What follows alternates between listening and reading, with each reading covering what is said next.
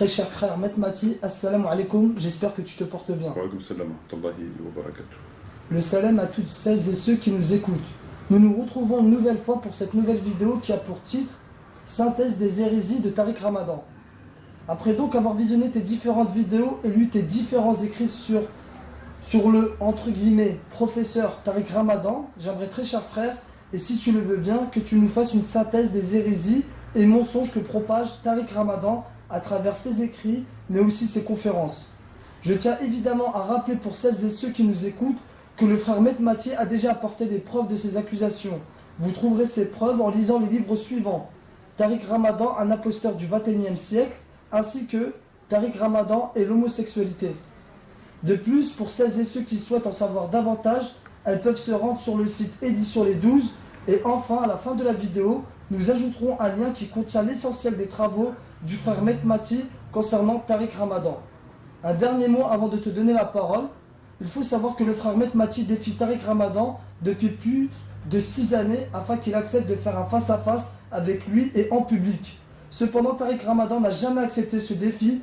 Plus grave, Tariq Ramadan a estimé que le frère Maître Mati ne méritait même pas de réponse puisqu'en effet, Tariq n'a jamais répondu. Un comportement pour le moins pas très musulman, d'ailleurs pas très normal tout court. Surtout pour quelqu'un qui se présente comme un intellectuel et qui passe son temps à donner des leçons de morale à l'humanité. Cela est d'autant plus choquant lorsqu'on le sait que Tariq a dit et écrit, je le cite, « Je vous dirai que c'est grâce à cette conviction profonde mais ouverte au monde que je ne crains pas la rencontre et le débat. » Référence de la citation, faut-elle faire taire Tariq Ramadan aux éditions L'Archipel à la page 79. Dans ce même livre, il dit à la page 84, je le cite, « J'ai quand même ce droit minimum de demander à être jugé sur mes paroles et mes écrits. Ces conditions remplies, je suis prêt à tous les débats et à entendre toutes les critiques. » Et enfin, il déclare alors de l'émission Ce soir ou jamais en date du 16 novembre 2009, « Je suis pour que le débat ait lieu, je ne l'ai jamais refusé. » A contrario, ce qu'il faut savoir est que Tariq n'hésite pas à te salir, à te calomnier dans ton dos, sans oublier bien sûr qu'il a tenté, et ce à plusieurs reprises, de saboter ton travail, ce par des moyens pour le moins mafieux. À l'évidence, celui qui se fait passer pour un spécialiste de l'islam et un orateur a peur d'affronter un petit autodictate de cité. À présent, frère, nous t'écoutons pour cette synthèse. Ok, je te remercie, très cher frère Mohamed, de la lecture de ce texte qui a été assez long. Avant tout, A'udhu billahi minash shaitanir rajim, bismillahir rahmanir rahim, wa salatu wassalam ala sayyidina Muhammadin wa ala alihi wa ashabi ajma'in, wassalamu alaikum wa rahmatullahi wa barakatuh, assalamu alaikum wa rahmatullahi wa barakatuh, frère Fouad et Mohamed, le salam à nos frères et sœurs qui nous écoutent et le bonsoir aux éventuels non-musulmans qui écouteraient cette présente vidéo. Alors, comme tu l'as dit dans cette vidéo qui s'intitule Synthèse des hérésies de Tariq Ramadan, je vais évoquer assez rapidement, car le temps qui nous est imparti est relativement court, les graves hérésies que Tariq Ramadan véhicule. Il les véhicule essentiellement dans ses livres, car dans ses conférences, il s'abstient devant son auditoire musulman.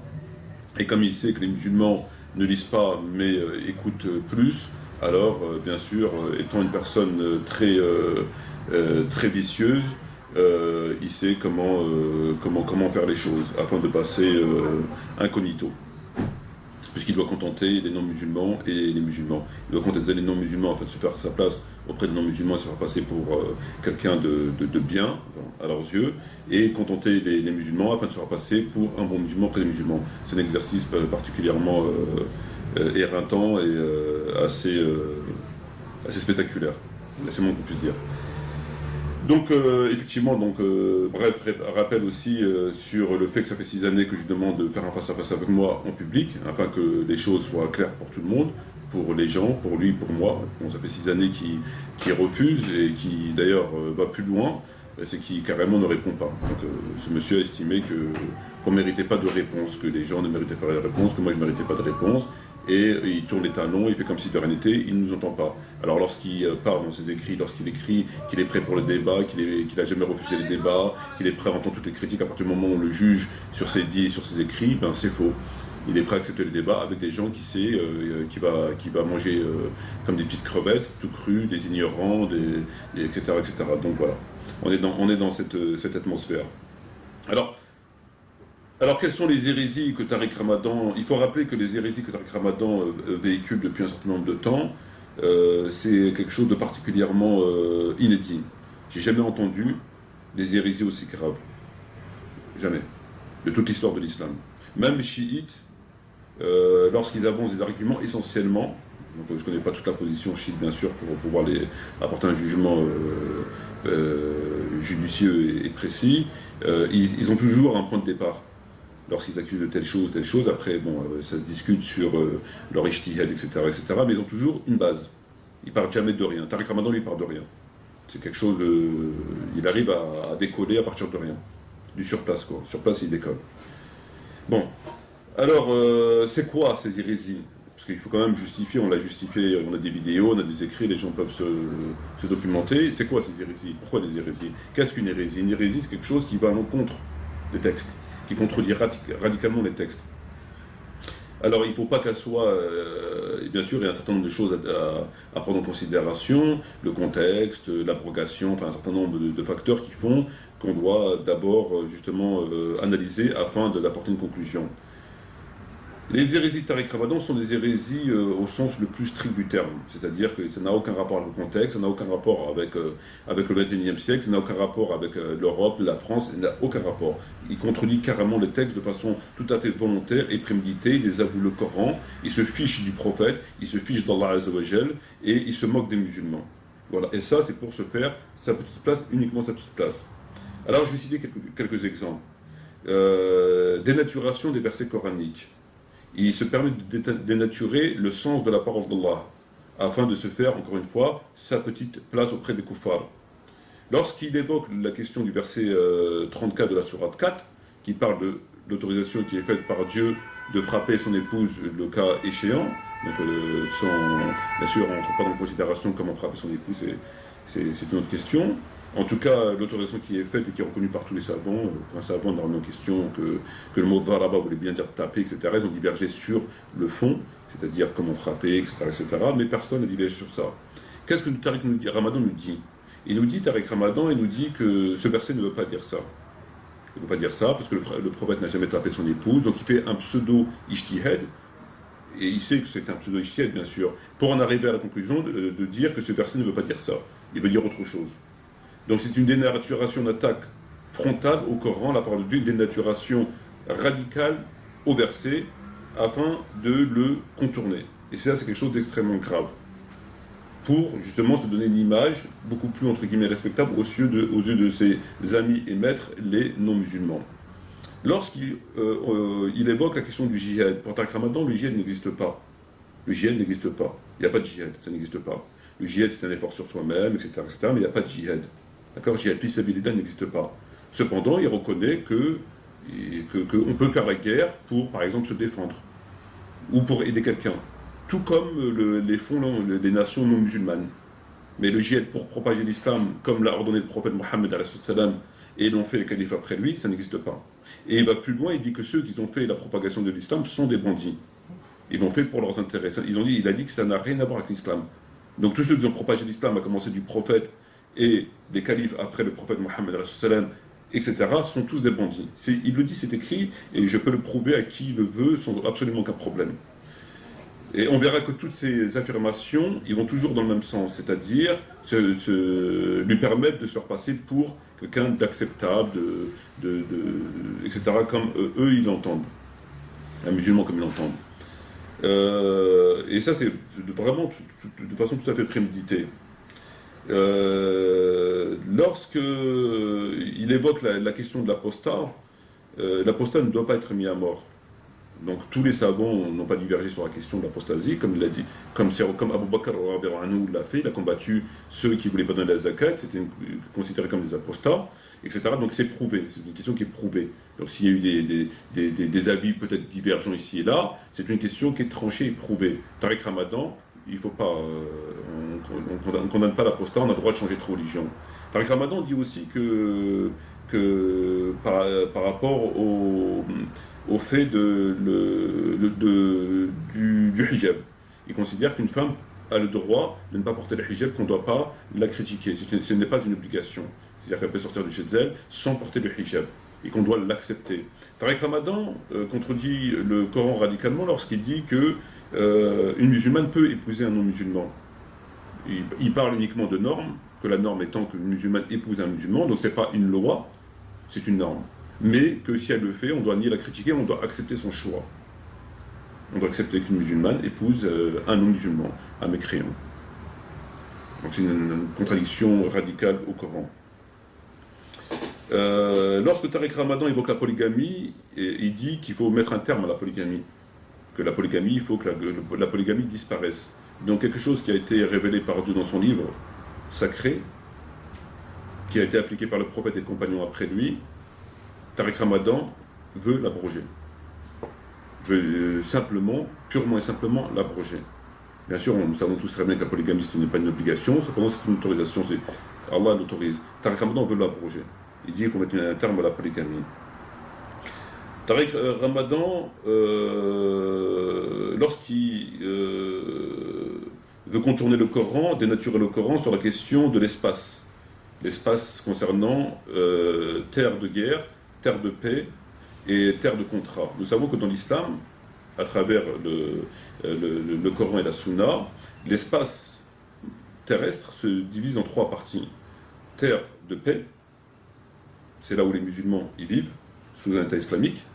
Terre de contrat, c'est là où les musulmans ont fait un contrat avec Ahl-Kitab, moyennant jizya, conformément au verset 9 de la sourate 9 de la verset 29.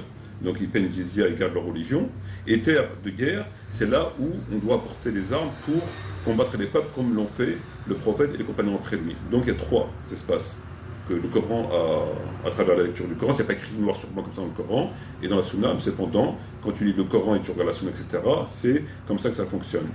Et c'est comme ça que c'est prouvé, il n'y a pas de doute sur la question. Donc terre de paix, terre de guerre et terre de contrat. Tariq Ramadan dit que ça c'est caduc. C'est caduc. C'était avant, maintenant c'est fini. Parce que les musulmans vivent en sécurité chez les kuffars. Comme si cette loi a été promulguée, comme si cette loi a été faite, parce que les musulmans ne vivaient pas bien chez les kuffars. Donc Allah aurait fait cette loi. Alors ça n'a rien à voir. Donc là c'est toujours des tours de passe-passe. C'est-à-dire qu'il faut toujours qu'il justifie comment il va manipuler les textes, comment il va jouer les textes pour en arriver à une conclusion qui est le contraire de l'affirmation coranique ou prophétique. Donc ça c'est quelque chose qui n'a rien à voir avec une question de sécurité. Les musulmans n'ont pas à vivre chez les kuffars, bon on ne va pas revenir sur la question de l'intégration, etc. Donc là aussi il dit que c'est caduc. Ça ne vaut rien, il faut mettre de côté. Donc il veut l'abroger. C'est des hérésies monumentales. Lorsqu'il parle d'intégration, il considère que les musulmans peuvent vivre chez les kuffars sans absolument aucun problème. Alors que nous savons tous très bien qu'on ne va pas revenir sur les textes. Nous savons que Tariq Ramadan considère qu'on peut insulter le prophète sans encourir une peine, puisque Salman Rushdie avait fait une fatwa contre Salman Rushdie avait écrit son livre Les versets sataniques où il insultait le prophète et ses épouses. L'imam Khomeini a fait une fatwa contre lui. Tariq Ramadan s'est dressé contre cette fatwa et a qualifié cette fatwa de pure récupération politique. Et il a dit qu'on pouvait, quelqu'un qui a insulté le prophèt n'encourait pas une peine pour cela. Alors que des faits historiques à travers la Sira et Tarir ont prouvé que le prophète a fait exécuter des gens qui l'avaient insulté. Il y a des hadiths qui existent qui disent celui qui insulte un prophète tuez-le, etc. Tariq Ramadan non seulement dit qu'on n'a pas le droit, mais en plus a calomnié l'imam Khomeini en disant qu'il avait fait une fatwa de pure récupération. Alors sa fatwa était conforme. Il a calomnié Ben Laden, s'il est mort, rahimahullah, lorsqu'il dit que Ben Laden a trahi les textes sur le fait que Ben Laden demandait à ce que les musulmans combattent les kuffars, conformément au Coran la Sunna. Donc il a aussi calomnié Ben Laden, sans absolument aucun problème. Donc il n'hésite pas aussi à calomnier les vivants. Il ne calomnie pas que les morts, il calomnie aussi les vivants. Et pour terminer, bon, c'est un bref résumé de mémoire orale que j'ai fait, j'ai pas des... Et pour terminer, lorsqu'il évoque la question de l'homosexualité, alors là on a fait un fascicule qui s'intitule, comme tu l'as dit Mohamed, Tariq Ramadan l'homosexualité, là c'est vraiment, je ne sais pas si on peut dire la cerise sur le gâteau, parce qu'il y a tellement de cerises, il y a tellement de gâteaux qu'on ne sait pas laquelle cerise, etc. Parce que tout ce qu'il dit, tout ce qu'on a extrait de ces documents sont d'une gravité sans précédent. Qu'est-ce qu'il dit sur l'homosexualité? Contrairement au Coran et au prophète, le Coran, nous savons qu'il a fait lapider via le ciel, le peuple de Lot, d'accord? une poignée de PD. Tariq Ramadan, et le prophète a dit que la malédiction de Dieu soit sur les homosexuels, etc. Donc on connaît la position du Coran du prophète, hein, c'est quelque chose qui est très clair. Tariq Ramadan, il dit qu'on ne doit pas condamner les homosexuels, qu'on doit les accepter parmi nous, et qu'on doit combattre les discours homophobes.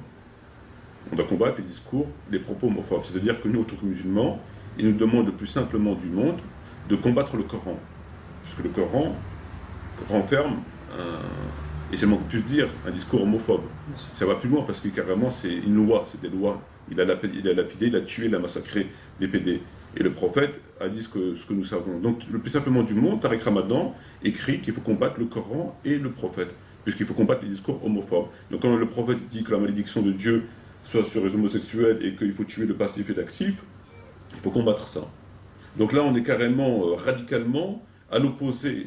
Et ça, tout ça, c'est fait de façon tout à fait délibérée et réfléchie, afin d'avoir la position qu'il a auprès aujourd'hui de Koufar. Et sans compter, bien sûr, l'assistance et le concours qu'il a apporté à l'ex-premier ministre Tony Blair, en Grande-Bretagne, lorsqu'ils avaient fait une espèce de cellule de pseudo-musulmans, de pseudo-spécialistes, enfin de véritables, en tout cas hypocrites, afin de trouver des moyens comment contrer la menace dite terroriste. Mais en réalité, il s'agissait de menaces dites islamistes. Exactement. Donc, comment combattre les musulmans, donc les islamistes sont les musulmans qui luttent pour que l'islam redevienne une religion d'État, contrairement aux musulmans, sur la terminologie des non-musulmans, qui eux se contentent juste de la prière et du ramadan. Nous autres, les islamistes, comment lutter contre nous? Donc il avait participé à cette chose extrêmement grave, afin d'apporter par ses idées complètement perverses et sataniques le moyen de combattre les islamistes. Et pour cette tâche-là, bien sûr, il a été rémunéré.